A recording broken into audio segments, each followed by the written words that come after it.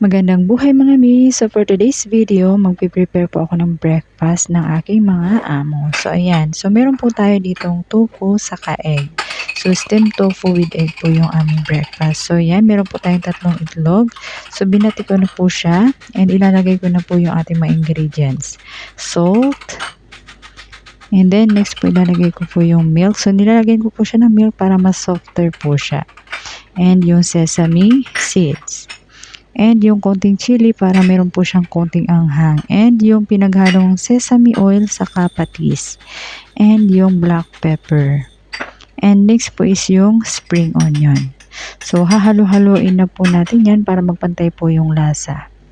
And itatransfer ko po siya sa mas malaking bowl kasi pag mix ko na po yung itlog tsaka yung tubig. So dapat po isakto lang po yung ating tubig para po mabuo po yung ating steam egg.